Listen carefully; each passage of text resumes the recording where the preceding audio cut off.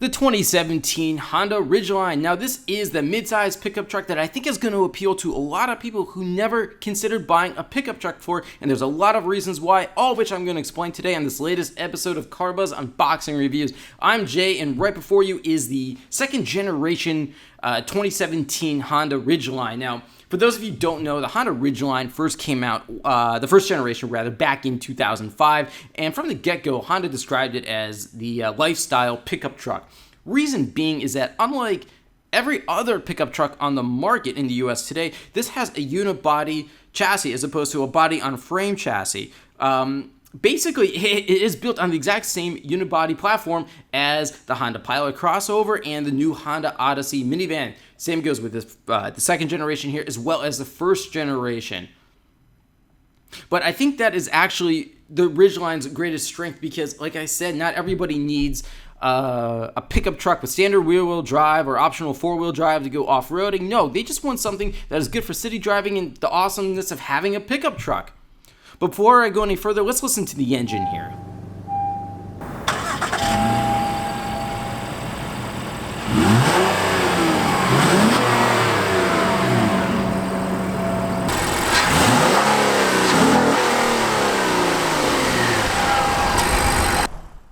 Alright, so that was the sound of the 3.5-liter naturally aspirated V6 with 280 horsepower at 6,000 RPM and 262 pound-feet of torque at 4,700 RPM. Now, power goes to, get this, either the front or all four wheels through a 6-speed automatic transmission. If you want all-wheel drive, it costs about an extra $1,900, but because this particular Ridgeline is the black edition, it is the top of the line with all the bells and whistles, it has the all-wheel drive tossed in. But what's cool is that you can get all-wheel drive on every single trim level if you so want it. But why did I emphasize the front-wheel drive part is because, well, this is the only pickup truck in the U.S. with standard front-wheel drive. Think about it. The Chevrolet Colorado and its twin, the GMC Canyon, Toyota Tacoma, Nissan Frontier, all standard rear-wheel drive with optional four-wheel drive. Again, that's because this is a unibody platform. So I give Honda a lot of credit for taking the chance of going with an optional or a standard front-wheel drive. A lot of pickup truck buyers actually live in California, and Honda apparently did its homework, and not all of them declare they need rear-wheel drive as a requirement. Now, there's something else that you need to know about the Ridgeline. There's only one body style configuration, one wheelbase, one bed length, and one engine and transmission. That is it. The rest is just interior features for the most part. Now, because this one is the black edition, go figure, it's painted black. You can get a lot of other colors and other trim levels. Black edition is also available in one other color, sort of a dark gray, but I would just go with the black.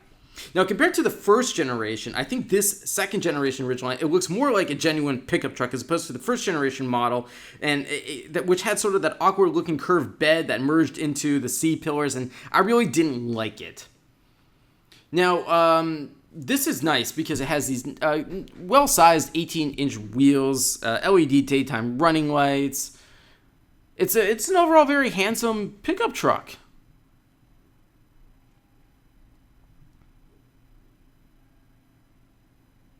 And I think when you go with black, it sort of makes a statement. It's like a statement of confidence. But again, if you want the black edition, you're going to have to pay for it, and that's where I think it's a little pricey. But I'll get to prices later on in this review. All right, so let's talk a little bit more about this engine here. Now, 280 horsepower, I think that's just fine because, for an example, the GM twins have 305 horsepower with their V6s, while the Nissan Frontier has 261 horsepower. So 280 horsepower from this 3.5-liter naturally aspirated V6 is just fine. Now, performance, 0 to 60 miles per hour in 6.6 seconds. Just to compare, the Toyota Tacoma is 7.9 seconds from 0 to 60, and the Ridgeline here has a top speed of 112 miles per hour, electronically limited. Fuel economy, 18 miles per gallon in the city, 25 on the highway, and a combined 21. Vehicle weighs just over 4,400 pounds. Now, you can improve fuel economy a little bit if you go for the front-wheel drive model, but this one has all-wheel drive. Now, this interior, again, black edition, black leather interior. and I like it. Just like with any Honda, whether it's an older one or a brand new one, the interior quality is just outstanding. Just top-notch choice of materials throughout. Not a lot of, or really any cheap plastics that I can find. All soft-touch materials.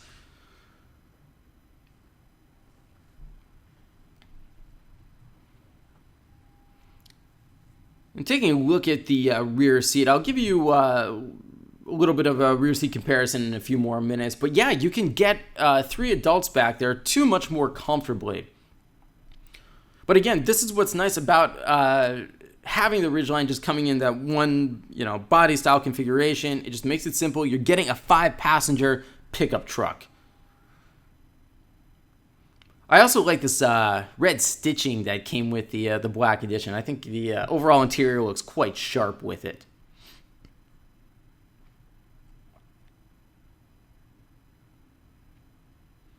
Now, another interesting thing is that the shift lever is on the center console area there. Now, for a lot of pickup trucks, especially full-size ones, you're going to have the shift lever on the steering column. But again, because this is, in many ways, a Honda Pilot from, or at least half of a Honda Pilot from the, front of the car, front of the vehicle to the mid part of it, you're going to get a lot of this shared components. And I like this dashboard design too. It's very straightforward. Now, I've commented on previous Hondas, such as the current generation Honda Accord. Its dashboard, it's a nice design, but that Accord, there's a few too many buttons, and it made things a little confusing, but I really like how Honda has simplified it, mainly thanks to this 8-inch touchscreen that you see there in the center. Of course, you have this leather-wrapped steering wheel as well. So yeah, this is that 8-inch infotainment touchscreen system. It's called, go figure, Honda Link. It's good because it's compatible with Apple CarPlay and Android Auto. The graphics on it are really nice, but my major complaint about it is that the more I played with it, I realized it's pretty sluggish at times. And I played with, and rather worked with, a lot of infotainment systems from all the major automakers, and this one, it just kept getting to be a little slow, and I think that's a problem on Honda's part that they really need to figure out. Now, another thing I did not like is that if you see on the left side there, the volume control, that is it. There is no actual knob that you can turn to control the volume. You have to actually use it as a part of the touch screen there, and it's sort of like a little slider that you use with your finger, and personally, I didn't like it. I guess I just like having an old school analog knob to turn the volume control around. Now this is nice. This is Tri-Zone automatic climate control. 2 for the front, 1 for the rear. Now Honda easily could have just gone with dual zone automatic climate control and called it a day, but no, I like the fact that at least in the black edition here, they offer Tri-Zone automatic climate control. That does not even come standard in a lot of much more expensive German-built crossovers.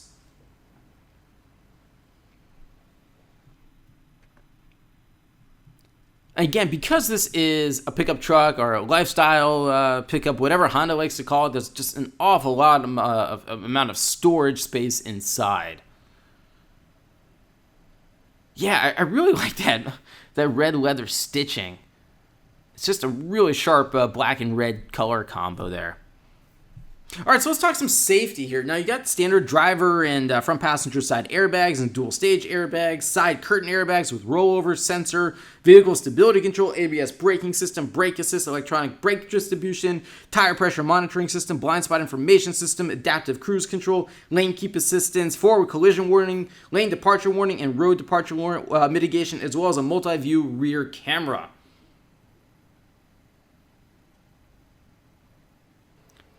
Now that's cool. I like having that electronic sliding rear glass window there. Just a nice little touch. Now this one is also equipped with a moonroof or sunroof, whatever you want to call it. Again, it comes with the Black Edition package. I personally would not pay more to have a sunroof in a pickup truck, but that's just my personal opinion. Now, a lot of you are probably wondering, in terms of towing and payload, what can this Ridgeline do? Well, with the front-wheel drive model, it has a grand total towing capacity of 3,500 pounds, which is not a lot. With the all-wheel drive model like this one, it increases to 5,000 pounds. Again, not a lot, but this is not a full-size pickup truck. Now, payload capacity is 1,499 pounds, which, again, considering I think, and Honda can probably back me up on this, a lot of Ridgeline buyers don't live in the countryside. They live in the city. And that's why Honda decided to keep working with a unibody platform, even though it actually doesn't make a body-on-frame chassis, at least not for the U.S. Speaking of which, how does this thing drive? Again, because of the unibody chassis, it's very comfortable. To me, it felt like a large sedan. The electric steering is direct, and perhaps it might even be a little too light. But overall, the Ridgeline feels solid.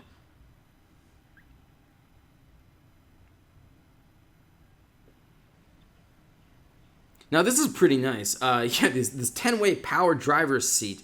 Again, a black edition feature. The front passenger seat is it's a 4-way power front seat.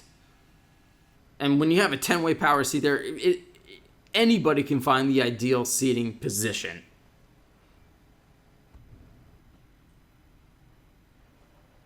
All right, so what is some of the competition here? Well, as I already mentioned them, really, the Chevrolet Colorado, GMC Canyon, those two are corporate cousins, the Toyota Tacoma, and the Nissan Frontier. Now, I've reviewed all of those pickup trucks.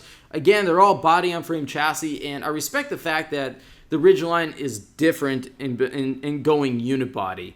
It might just be the ideal pickup truck for a lot of people who, again, they just don't need something that can go off-road, or why should they pay more for going off-road or for an extreme amount of towing that they're never going to use? Because remember, sometimes people just want pickup trucks because why? Pickup trucks are cool.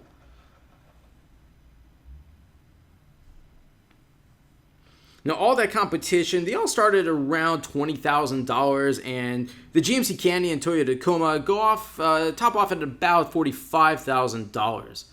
Now, I like this here. Instead of the rear seats folding down, obviously, it's a pickup truck. They shouldn't. They fold up, just giving you a lot more cargo space here. Now, what I like about this bed liner, it's made out of a composite that actually won't dent or puncture, even when you say you drop a toolbox on it. And I like this rear gate here. It can either fold down or off to the side. Now, this bed length has been lengthened by 4 inches up to 64 inches compared to the first generation Ridgeline, which actually makes it the longest bed for standard length midsize pickup trucks out there. It's pretty cool. Now, this is really cool. You have the 7 cubic foot compartment. It's sort of a trunk that it solves a problem a lot of truck owners face. Like, say, do you leave stuff in the bed when you park the truck at the risk of it getting stolen? Well, here's your answer. And when you have an independent rear suspension as opposed to a body-on-frame chassis, you can get away with having storage like that there underneath the bed. That's really cool. And what's also neat is that there is a drainage plug at the bottom of that trunk, so you could turn it into an ice chest, which is perfect for tailgating. Now, pricing of the Ridgeline here, a base price for the front-wheel drive model costs $29,475. That'll go up to $31,375 for the all-wheel drive. Our Black Edition tester with all the features plus a $900 destination fee, grand total $43,770. Now, remember, I compared the pricing of this to its direct competitors, and its pricing is right in line in terms of the top-end price. The only difference is that this has a higher base price, but I think you're getting a lot of features for the money. Again, one body style configuration, one wheelbase, one bed length, and one engine and transmission combo. All right, so what do I like here? Well, it drives and handles very well. You have a roomy interior, and the under-the-bed storage is great, and this is just an all-around solid pickup truck, and all-wheel drive is available on all trims if you want it to be. Now, what don't I like? There's only one cabin bed configuration that may not work for everybody. That tow rating, it also may not satisfy all truck buyers, and I'm also not a fan of that touchscreen. Again, it's pretty sluggish in my opinion.